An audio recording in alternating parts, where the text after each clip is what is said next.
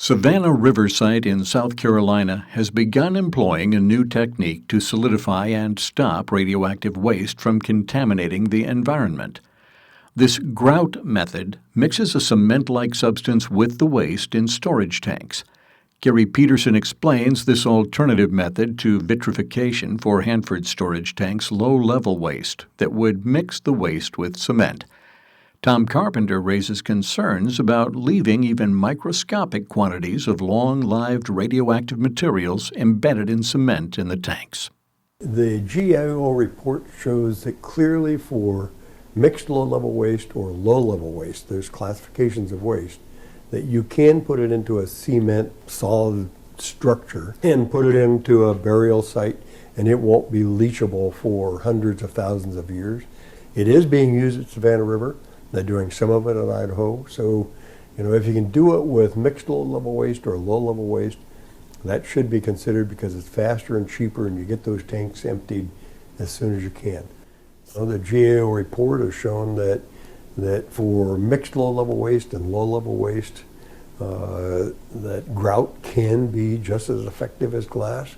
And you put it in a repository like WHIP or the WCS in Texas, which is not very far from WHIP.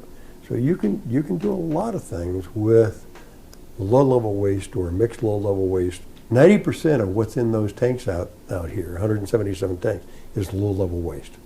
So you could take care of 90% of the problem if you could only do something with grout and move it off.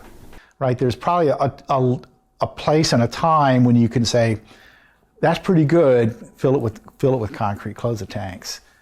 But the levels that they're proposing to leave without knowing the full scale of what they want to leave out there is what's bothersome to us right now. Is it's not a suitable location for the long-term storage or disposal of these kind of waste, which are dangerous in tiny quantities, microscopic quantities, in some cases for hundreds of thousands or even millions of years. Some of the highly mobile radionuclides, like iodine-129, that's like 17 million year half-life.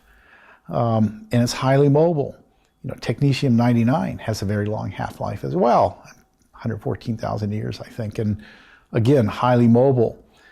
These are the kind of radionuclides that won't stay in one place, will end up going into the environment.